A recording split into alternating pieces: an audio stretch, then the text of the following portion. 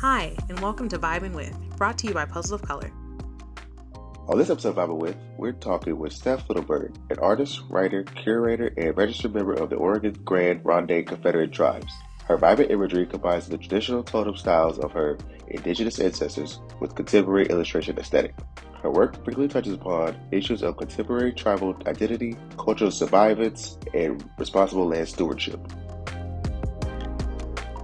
Well, hello, Steph. Thank you so much for joining us, the wonderful creator of Wapato Woman. Am I pronouncing that right? That's how I've been saying it. Okay, perfect.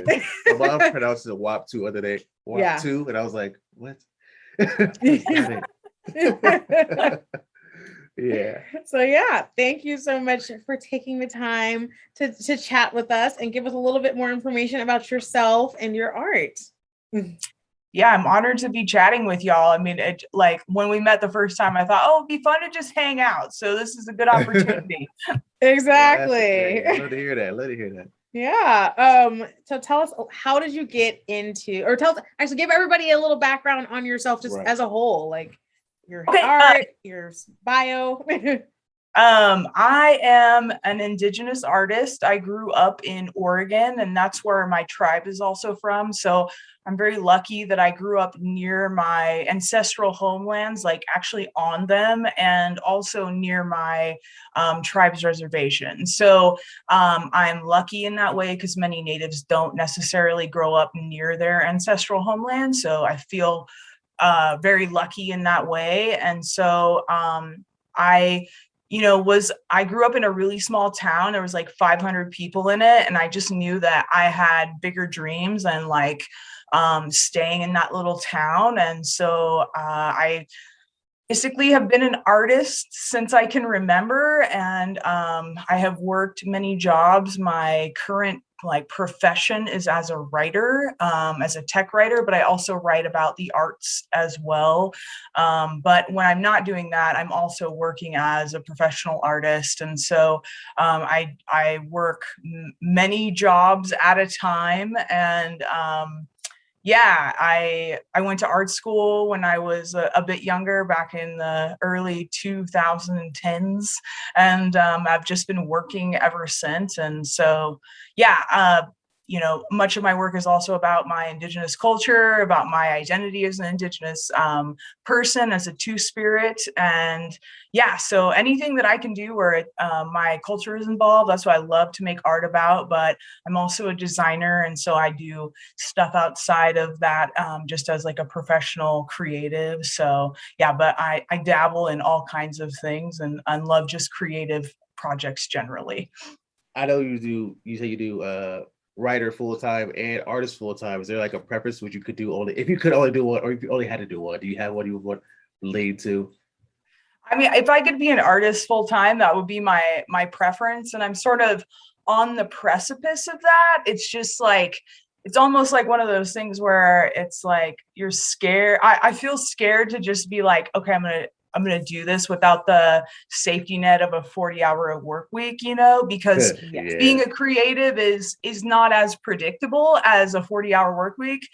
I work 7 days a week essentially, and I work very long hours to sort of keep up with all these responsibilities. But I feel very honored to be an artist who is in demand. So I sort of am like just trying to take advantage of those opportunities, because not every artist ever reaches that level, nor do they stay at that level. So I'm sort of like, I'm in this mode right now where I'm just trying to say yes to as much as I can, and hopefully build that into a longer lasting career than my writing career, which I love to do, but it's just not, it doesn't have the same passion for me as art making does. I totally understand. It reminds me of like celebrities, like actresses and actors tell them all the time, like, you're only going to be in demand for so long, like, unless you're like really, really lucky. But a lot of actresses, like, you have to get it while you're hot, so then you end up just taking every job that's thrown at you, because you have to soak it all in while you can. So opportunities don't knock every day, and so it's like, when you get opportunities, if you can perform well, it might lead to a new opportunity. So that's my, you know, is like sort of my work ethic as an artist is like, you have to be relentless, and you're going to get told no a lot, but like, you just have to keep doing it. And then people will find you. And that's what I've found, at least, is like, I just keep doing the thing that I do, and people seek me out for it now. So, but it's like, you know, it's like Lisa Frank or any of the sort of artist trends that have happened in our past. Like, you know, she's not popular now. So we just assume that like things will change, people's tastes change. And so, you know, I'm just enjoying the appreciation now, and you know, hoping that it lasts as long as it can. That's great. So tell us, I know you mentioned in your intro, what is kind of your inspiration? How would you describe your art? Much of my work, like I said, revolves around my indigenous culture specifically, but like my most favorite thing to do is to depict indigenous women and two-spirit people. And for those who aren't familiar with the term two-spirit, it actually has sort of a wide breadth of definition. There are many people who you might consider trans who identify as two-spirit, but then there are people like me who are two-spirit, and I present as a cis woman, but I actually feel like a man trapped inside of a woman's body. So the two-spirit identity is very specific to indigenous culture. And, you know, it's like, it is a queer identity, and it is acknowledging the idea that some folks have both masculine and feminine that they inhabit in their own, like, you know, persona, as well as just like how you feel inside. And so the work that I make is very much like trying to represent both women and two-spirit people in positive ways. And the reason is because I grew up with no representation. The only native female representation that I had was Pocahontas. And so she was hypersexualized, and she also, her story, particularly when it was told by Disney, was whitewashed. And so the people that I had to identify with in mainstream media, like, they didn't look like the native people that I knew. They didn't act like the native people that I knew. You know, they didn't match up with reality for me. And so as I grew into an artist and really like more conscious about the work that I'm making, I wanted to make work that represented indigenous women and two-spirit people, because we are not often represented with respect. And so the work I make is really like honoring them and depicting them in all their power and their divinity. And so for me, that's the most like reciprocal gift, where I feel good because I'm making work that is a positive reflection of myself, but also a positive reflection of the people in my community. And so, I'm so excited about this puzzle, because there are people now who are giving this puzzle to indigenous women they know as like a gift. And so that means that this representation of the Wapato woman is like, is powerful in that way, that it feels like a positive representation. And so I feel really honored that y'all chose it as a puzzle, because it's such a huge part of the work that I do. Yeah, it's amazing, because I feel like what you said is very much like part of our, you know, the inspiration and the impetus of our company is that like we wanted, you know, when people think about minority, like a lot of times it talks about like the struggle of, you know, these underrepresented communities, but really there are so many beautiful and amazing things about our communities, and we really wanted to highlight and showcase like and celebrate the joy and the power that we have. So, you know, your piece is just a wonderful addition to that, and we're so happy to be able to work with you. Heck yeah, I love it. So you said you grew up in a small town with like 500 people, I was like on a reservation. So like, how was it growing up on a reservation? So I didn't actually grow up on a reservation. I grew up about an hour away from my reservation in a really small rural town. So I was like one of only maybe 3 or 4, you know, people who identify as white in that town. So it was like very redneck, very conservative. And so it was weird because my parents were divorced. My dad is Native and my mom is white, and I live with my mom. And so living with these people and then having my dad's side of the family like really give me my identity, to tell me who I was. Like my grandmother and my great aunt like really bestowed upon me my identity as an Indigenous person. And like, so it was hard for me to be sort of between two worlds, where one part of my family was very much like, we are Native people, and then the other part was like, we don't have an identity other than being like militant white people. And so it was just like weird for me. And then I also was very much aware of like Oregon history, and growing up in a town that really sort of celebrated pioneer history. I mean, where I lived and grew up in Oregon, like the whole Oregon narrative is all about the Oregon Trail and the pioneers and how they travel across the country to this pristine, undiscovered land where all these Indians lived, And so, I had to like listen to a lot of lies growing up about myself and about how Native people had been eradicated from Oregon, even though I was sitting in the class while they were saying it and being like, wow, we're still here. What are you talking about? And, my tribe that I belong to is actually a collection of 30 bands and tribes total, because once the US government got out to the West Coast, like it wasn't like trying to be nice anymore. So like they were just rounding up all the tribes and putting them onto a reservation. So whereas like if you go out east, a lot of those tribes actually have their own reservation. Ours did not. They were just like, put them all on the same plot of land and let them figure it out. Many of us did not get along. None of us spoke the same languages. So the reservation also, particularly for Oregon tribes, I'm not sure how it is for other tribes, but there was something called the Termination Act, where what was delegated originally as reservation land was actually taken away at one point by the government when they terminated the like sort of designation of the tribes. And so what that meant was they seized all that land and they divvied it up between white people. And so we actually have spent since I think like 1984-ish buying back our land from the government. So we actually have only reestablished our reservation very recently.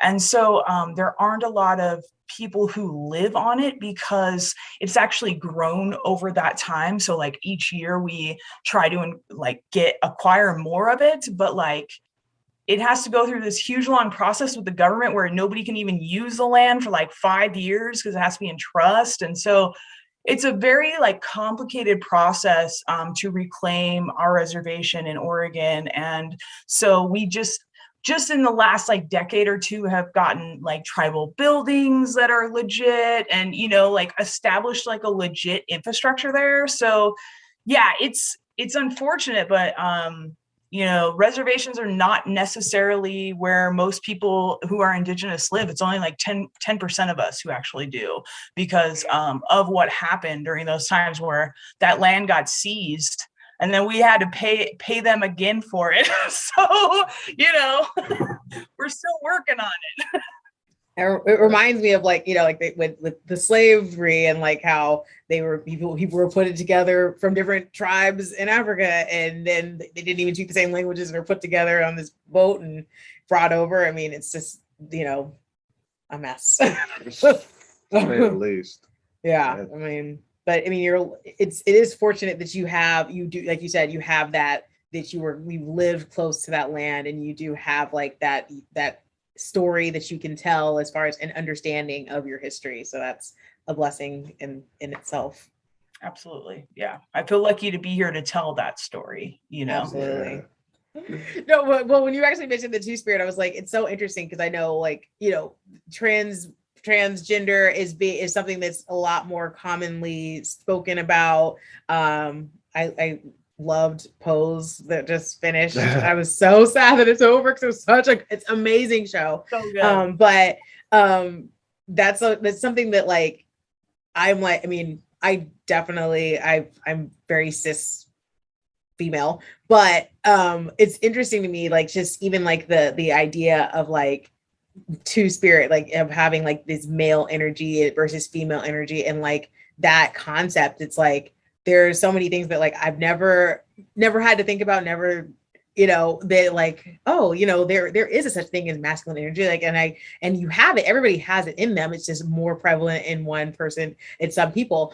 So that's always just like something that I'm like really interested in like learning more about, because you know, like I said, everybody has it in them. And like when I mentioned like to my mom, like, oh, you know, she's listed, you know, has on her social media that she's two spirit, she's like, well, what is that? And like when I explained it, she was like, oh yeah, like that makes sense. Like, you know, like trans does not necessarily make sense to some people, but like when you think about it as like this energy that you have, masculine and feminine energy, it seems like it can be a little bit more of a clear concept for people to understand. Yeah, well, and what's cool about the like two spirit identity is that instead of it being a really concrete concept where like trans is and a lot, you know, like there are very specific definitions, two spirit sort of encompasses like a spectrum, right? Instead of it being just this kind or this that, it's like it acknowledges that we don't all feel that same way that some folks do, where they're like, yeah, I definitely feel like a man, or I definitely feel like a woman. Like some of us just don't identify that way, or like inside it has never felt that way. And so having a term to describe that feeling, and knowing that it's culturally specific, man, it changed my life, because for much of my life, I didn't understand why I felt that way. And then when I learned that in my culture, that there was actually a history of this feeling, and that before colonization, that the people that we identify as two spirit today were actually considered spiritual healers, that they were considered sacred people within the community.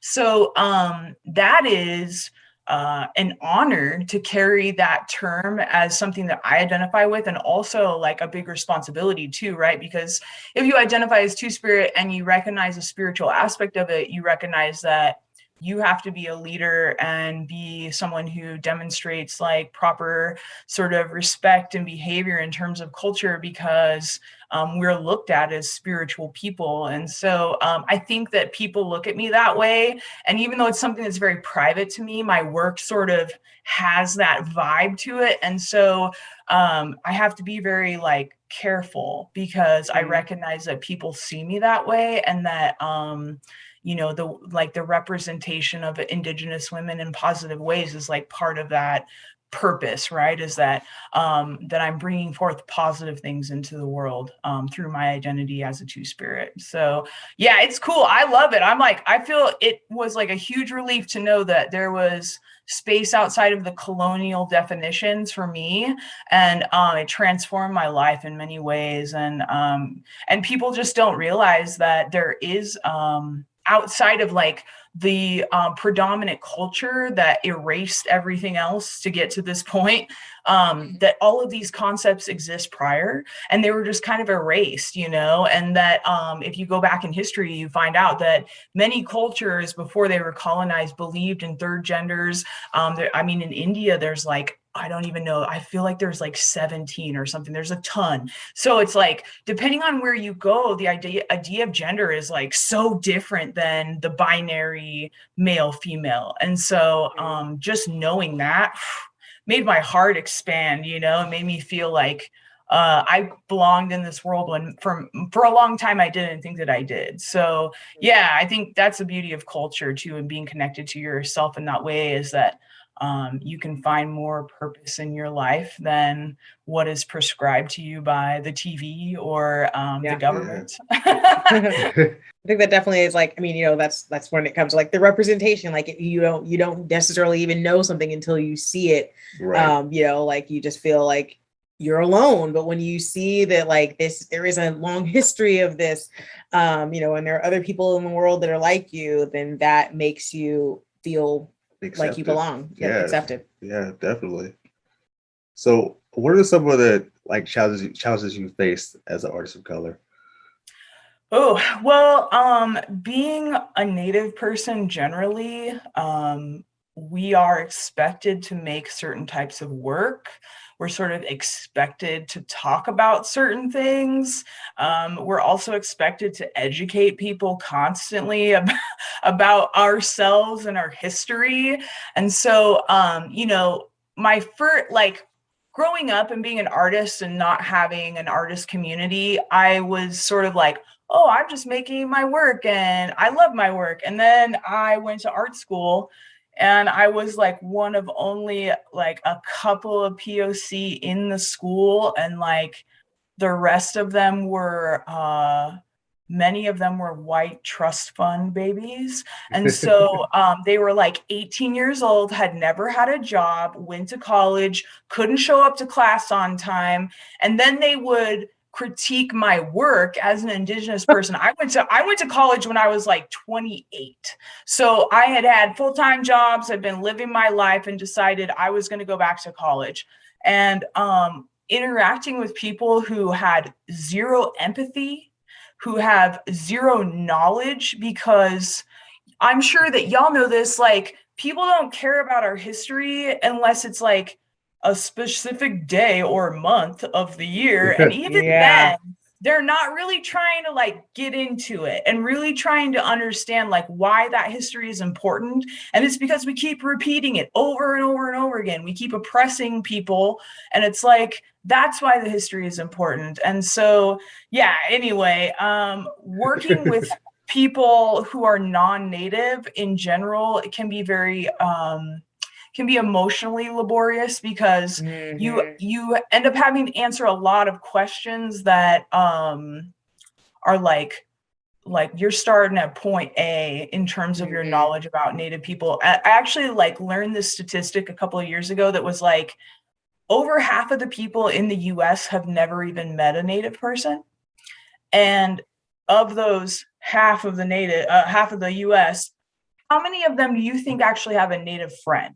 You know what I mean? If not even half of the country has ever even met an Indian, let alone actually like got to know them and understand the differences in the way that we approach our lives, like people just they're starting from like a different point than I am when I come to those conversations. So it ends up being a lot of work just to like catch people up. So that's, and then also like I said, you're just expected to make certain work, and so people don't understand if your work doesn't conform to like really traditional looking aesthetics.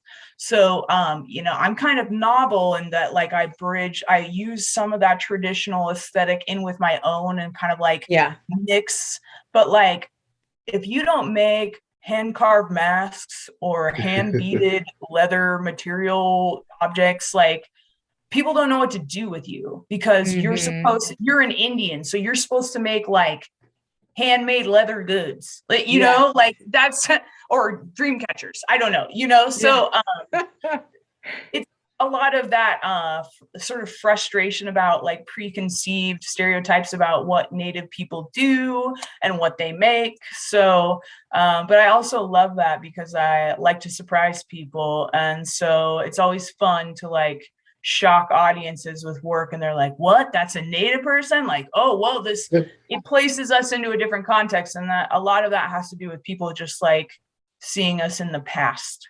And so when they meet a real live Native person, it's like a whole mind sort of fuck for them because a lot of people don't realize that we're still here. So so that is confronting that invisibility, which I'm sure that y'all understand is a huge part of it, right? Like you can do amazing work, but if you're invisible and people don't know you exist, like you're the only one who sees that work, your community. And so, combating invisibility is on many levels is a tricky part of the process. I like that. That was really, really well said. I feel like, yeah, people should probably put you in a box of like what they already kind of perceive of your culture, of your race, or whatever, and that's kind of what they want to see out of you, or that's what they expect out of you. So when you show them the difference, they're like, you know, Where's the leather? yeah, right. It's like, Where's the fringe? Where's the feathers? Exactly. Yeah. Exactly, Oh my yeah.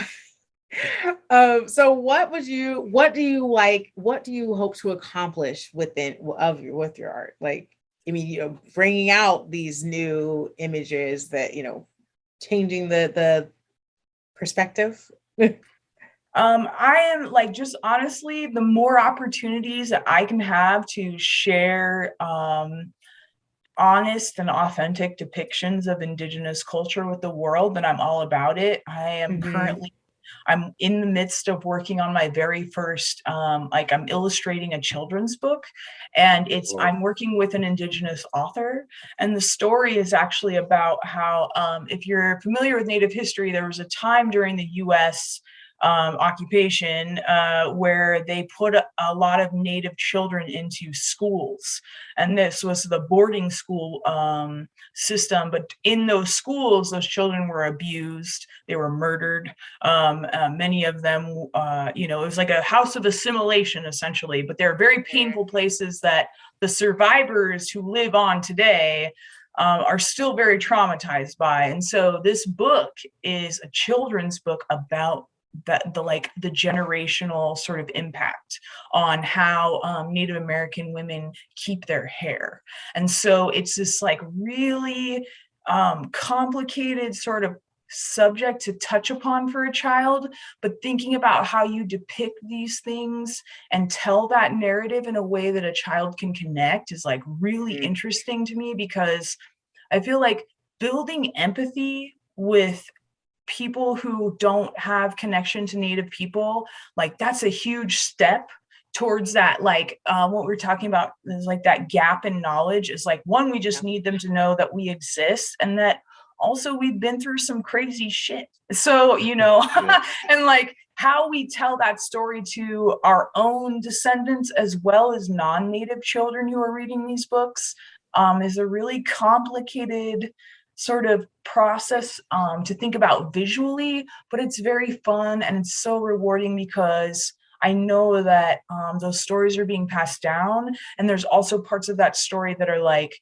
telling those kids to be proud of themselves. And so again, it's like going back to that positive representation of like, yeah, this really bad stuff happened, but we're going to overcome it, and we're going to be stronger, and we're going to be proud. And so for me, that's just like, oh, that's what it's about for me, is like just more of that and pushing that into the world. And so that's really where I'm at. Any project that does that is where my head's at now. So I love that. I mean, I just bought a bunch of books about like, body positivity and, and all kinds of stuff. Of course, I have a 2-year-old trying to make sure that she has like that confidence in herself and an understanding of like, if somebody has a different body than you, if somebody has a different, personality, whatever, you have to appreciate the differences in people, because that's the problem with the world right now, is that a lot of people don't appreciate and understand the differences in others. So got to start them young. And so I love whenever we can find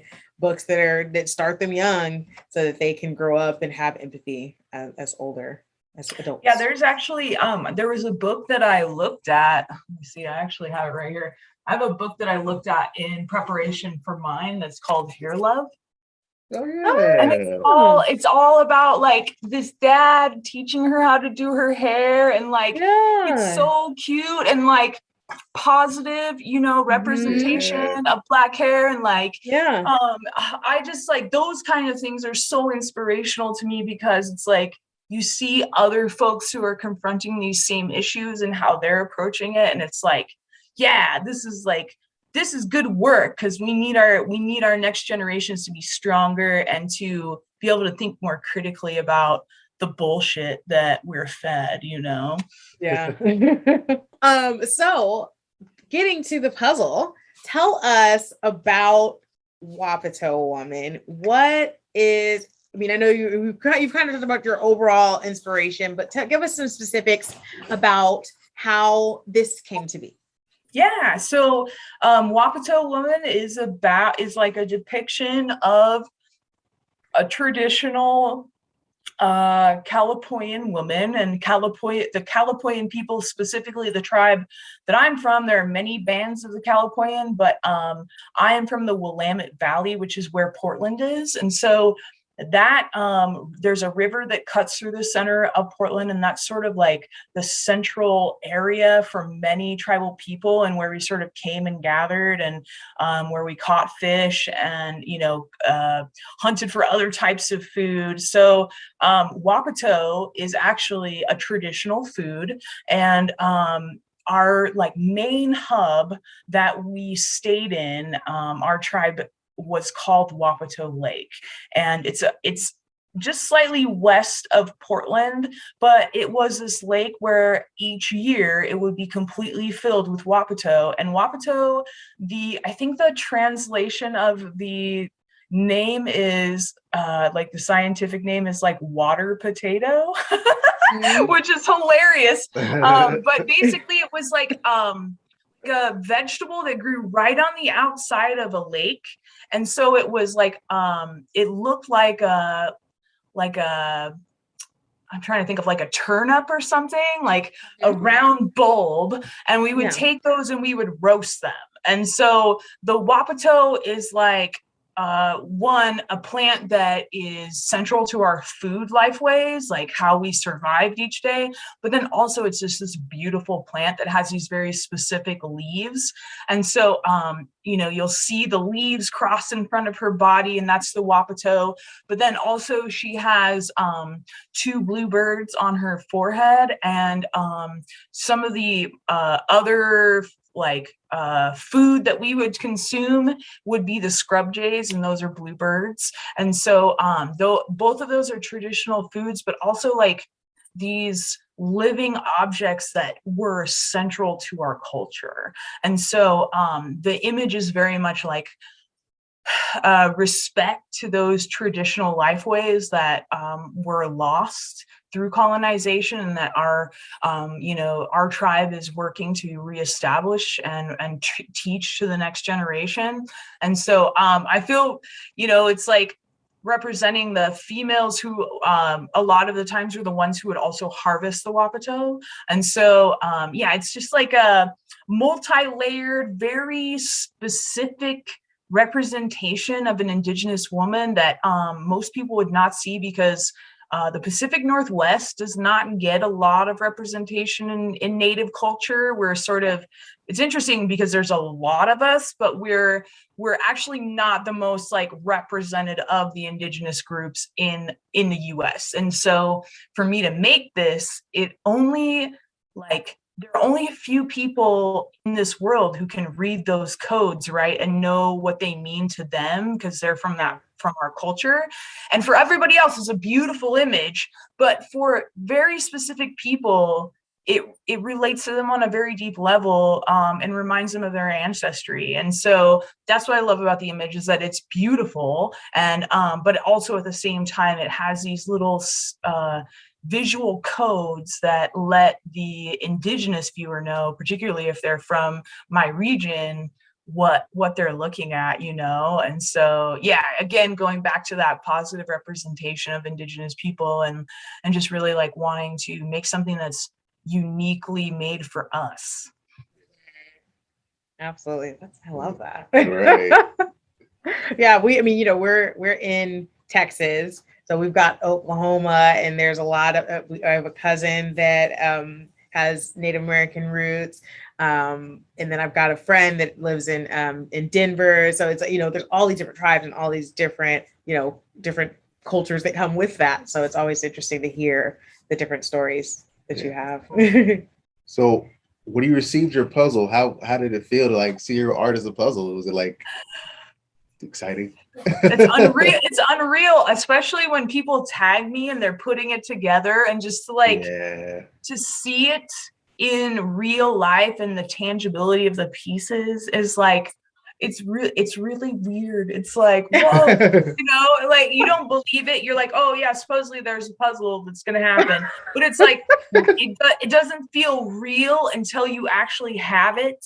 And then also Yeah. just like props to y'all because the packaging on it is just like so good. It's so considerate and also just like really well made. And so for me, I'm like, man, if you're gonna buy a puzzle, that you want to buy a puzzle from y'all because it's so considerately made. It's not like one that you would buy in like a department store or whatever, where it's like, it's just, they're burning and turning them, they're trash. And so like Definitely. this has information about the artist on the inside. Like everyone loves that part of it. And so anyway, I just think that y'all are really inventive about the way that you approach this project and the way that you give space to the creative who made the image. Like it sets you apart in many ways. And so I just feel really honored to be included and to be amongst all of these other really beautiful images that y'all picked. And so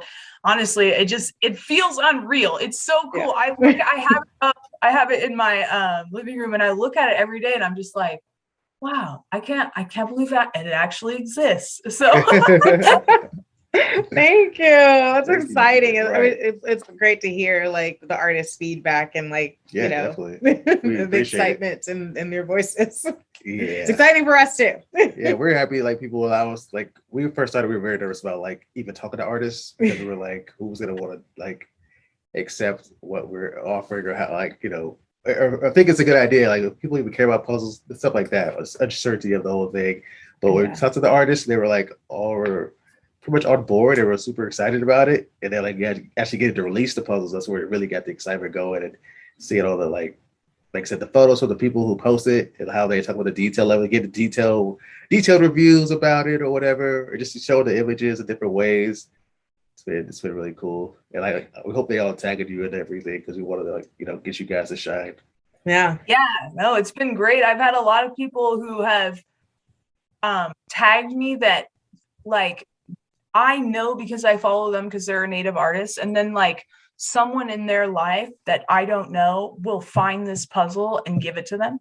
So I've had a few people. Wow. And so I'm like, whoa, it's crazy because they don't know that you follow me. And I mean, I don't know them, and they just happen to give you and so like, it's cool that there are people who are seeking this out as a gift for Indigenous people because it speaks to that, like, this is something that's really positive, And so what y'all are doing is really special. And I think that puzzles are such a novel thing that of all the like things that have withstood the test of time, puzzles are still around. It's wild, like bowling is long gone and all of these other like weird ways that we entertained ourselves back in the day, they're all gone, but the puzzle still remains because even on it's like putting a puzzle together on a tablet or a laptop just doesn't have the same excitement to it, and it's a brain teaser. And I think that's what people love about it too, is it's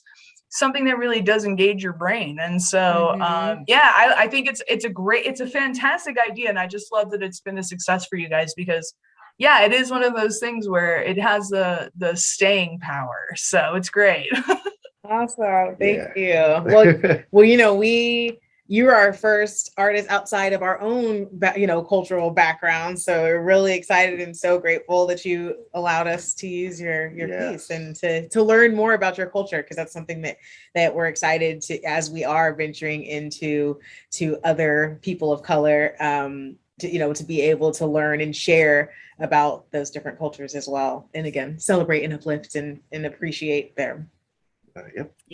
Well, and you're doing it in a way that's like so quality, and so it like it honors the artist too, like they're proud of it. So that's what I think you guys have done such a great job. Just it's beautifully done. It's very well done.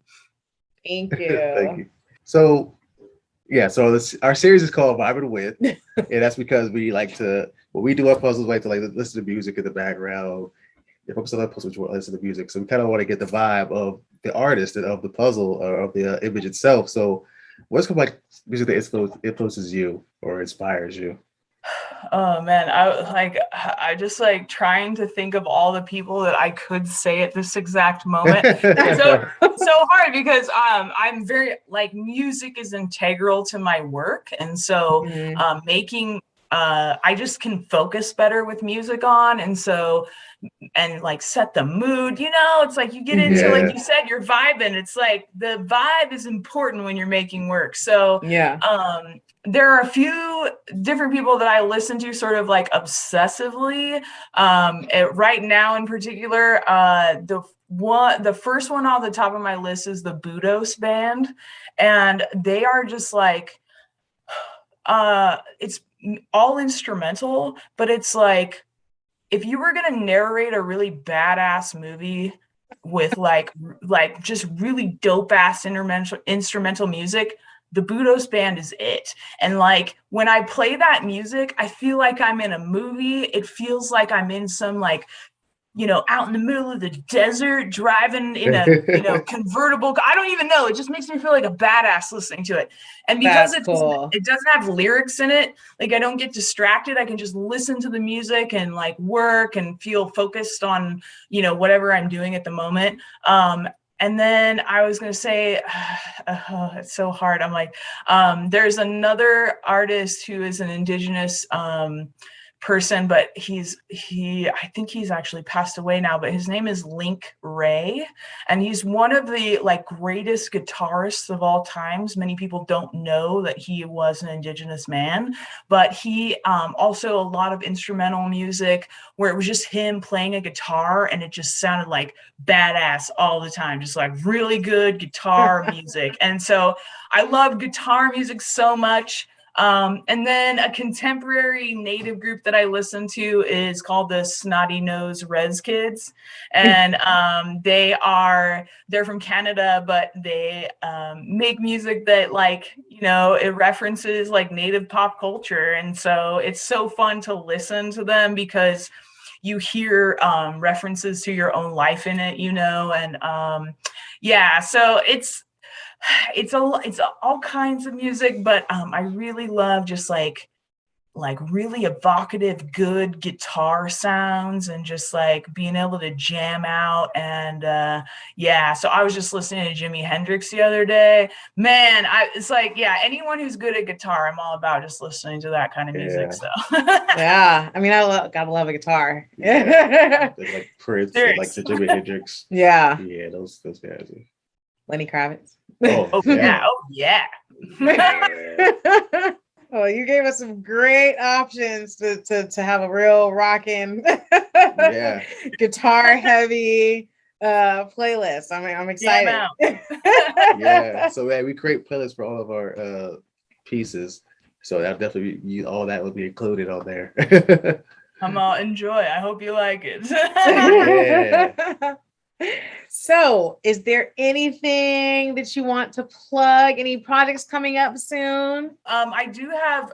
This isn't like something that I'm going to get kickback on, but my the Deschutes Brewing label that I just finished for them, which is actually hitting shelves right now for their Jubile Ale, which is their winter ale that they do, and it's like this really cool bright purple and yellow label that I designed, so it'll be easy to spot. But I'm looking forward to seeing that on the shelves. Another thing where it's like, you just make an image and then somebody like you guys take it and make it into an object.